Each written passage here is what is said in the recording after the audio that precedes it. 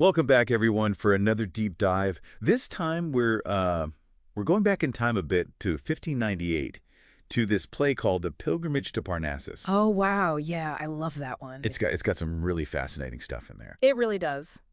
So basically, the play follows these two students, Philomasus and Studioso, and they're on this quest to reach Parnassus, which, if you're not familiar, it's Yeah. like this mythical mountain that symbolizes. Yeah, it's like the home of poetry and Yeah. learning and all that. Yeah. Exactly. But the thing is, this is not your typical hero's journey, you know? Like, it's not just about the physical journey to get to the top of the mountain or whatever. Right. It's an allegory. So basically, all the characters that they meet along the way, Yeah. they all represent different ideas and different approaches to knowledge and success. And they really run into some interesting characters on this journey. Oh, they do. It's almost like they're being tested at every turn, like which path you're going to choose kind of thing. Yeah, and I think what's so interesting is that even though it was written so long ago, the challenges these students face still feel so relevant today. Like, what's the real point of learning, especially when you see so many people focused on money and status, you know? How do you stay true to your passions when the world seems to be telling you to go a different direction? I mean, I feel like we all grapple with that at some point. For sure. And, right from the start, we get this sense of like, okay, this journey's going to be tough. Like the play opens with this older scholar named Consolidorus, and he's basically giving advice to our two main characters before they head out. And let me tell you, he is not holding back. He's seen it all. Right. And he's basically like, look, if you want to reach Parnassus, it's going to take serious dedication. There are going to be distractions everywhere trying to pull you off course. And he really spells it out for them too, right? He's like, watch out for these graceless boys wasting their money. Yeah. And those smooth-faced youths, those amarettos, more interested in fashion and flirting than actual learning, they're going to be trouble. It's almost like he's handing them a map, and he's like, here be dragons. Yeah. He's like, here are the danger zones. Avoid at all costs. And it makes you think, what kind of world were these students stepping into where these temptations were so commonplace? Right. It was Elizabethan England, a time of massive change, Like, on one hand, education and the arts were becoming more valued. But at the same time, you have this new merchant class rising up who are all about money and status and climbing the social ladder. So it's like this clash of values almost, like some people valuing knowledge for its own sake and others seeing it more as a tool to get ahead. Exactly. And that tension is like baked right into the play. I mean, immediately after we meet Consolidorus, we're introduced to this character named Madido. And oh boy, he is like the complete opposite of everything Consolidorus represents. Right. Madido is the poet who's all about indulging in life's pleasures. Yeah.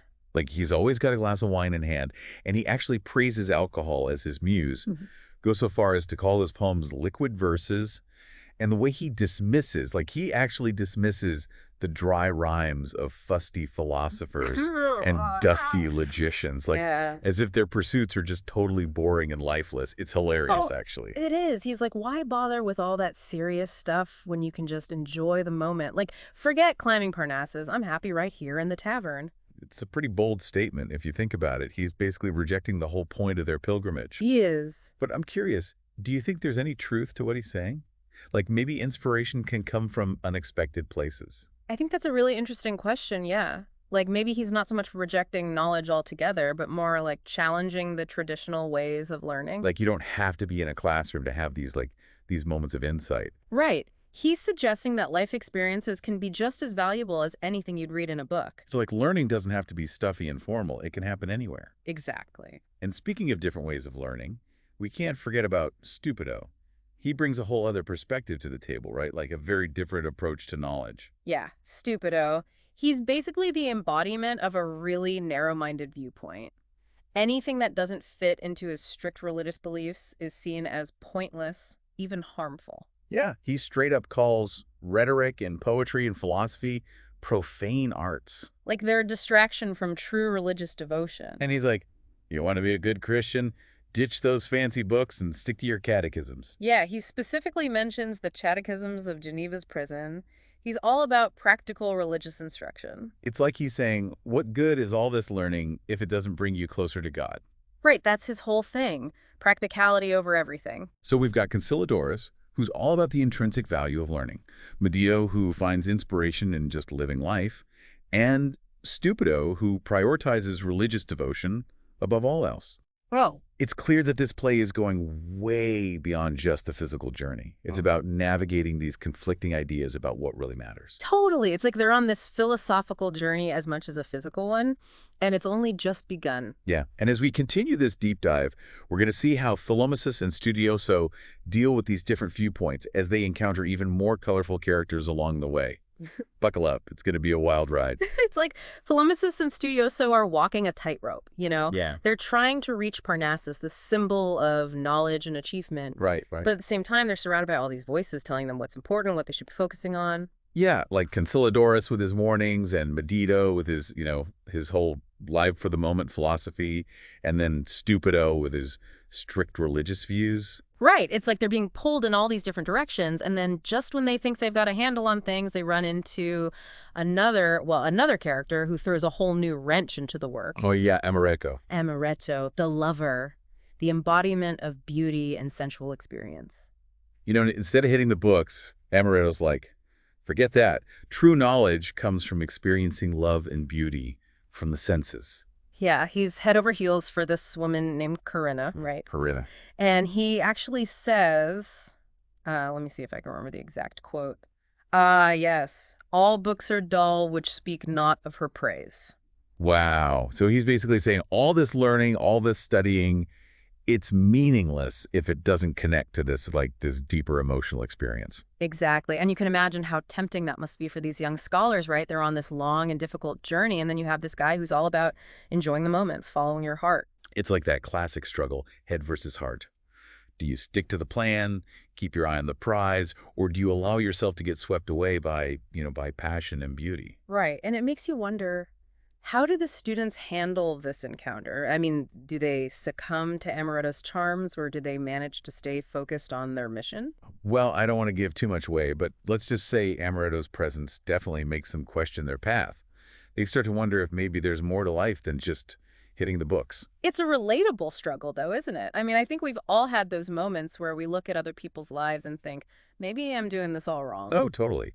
Especially when you see people who seem to be succeeding without putting in all the hard work, you know? It's easy to start doubting your own choices. Yeah. And those doubts can be really amplified in a world that seems to value material wealth above all else. Oh, yeah, for sure. Which actually brings us to another character, maybe the most intriguing one of all. Ingenioso. He is like the poster child for the disillusioned scholar.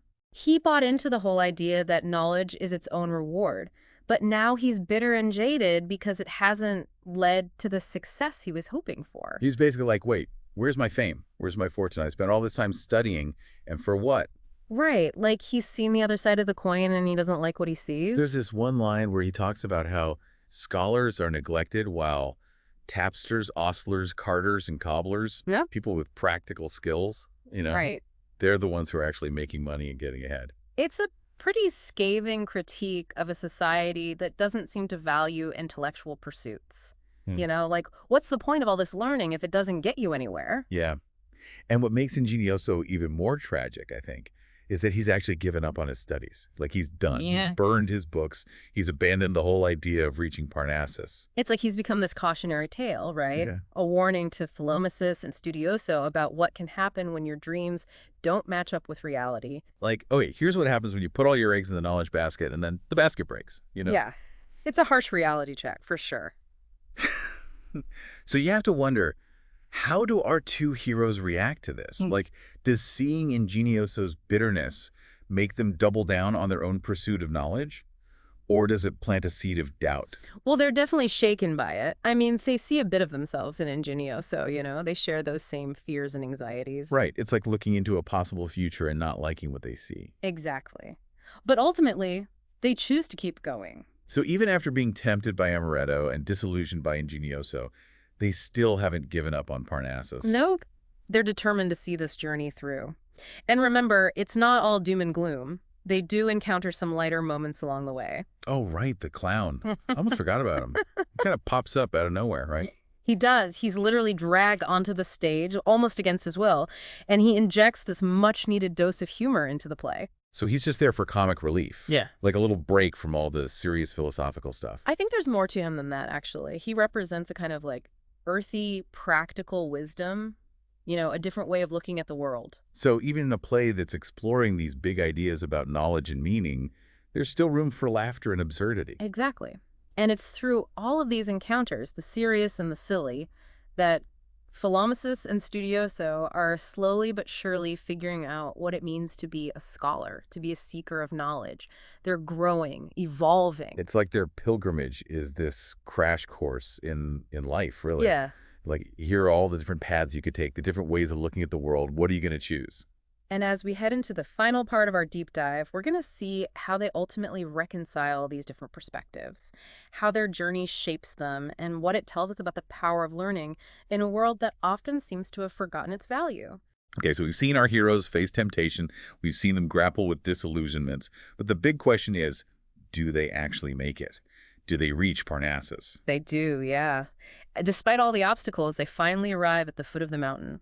The play even describes it as entering this laurel shady grove. Oh, wow. So they actually achieved their goal. It's almost like a sigh of relief, Hmm. like they've earned this moment of peace after everything they've been through. Absolutely. And the imagery the play uses here is really interesting. Laurel, in classical mythology, it's a symbol of victory, Right. right? Yeah. So it's like they've literally reached this place of triumph, and they're about to experience the muses' tuneful harmony, which suggests a kind of spiritual fulfillment that comes from immersing yourself in the arts.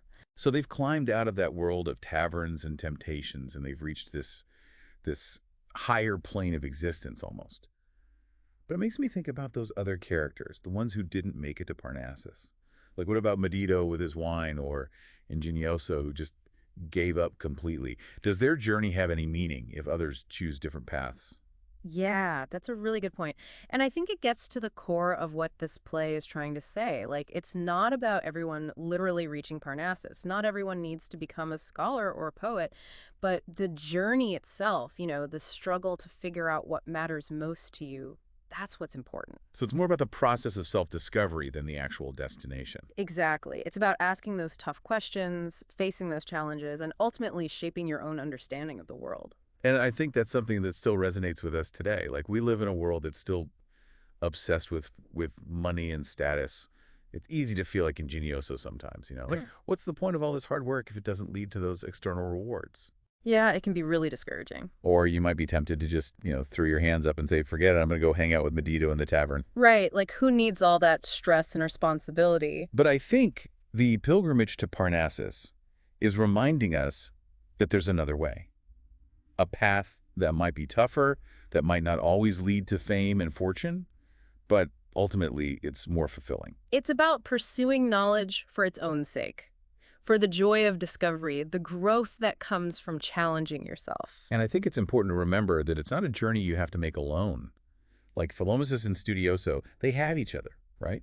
To support each other, encourage each other, even pull each other back on track when they were tempted to stray. Yeah, it speaks to the importance of community, of finding your tribe, those people who understand your passions, your struggles, the people who get it, even when the rest of the world doesn't. And so as we wrap up this deep dive, we wanted to leave you with a question to ponder.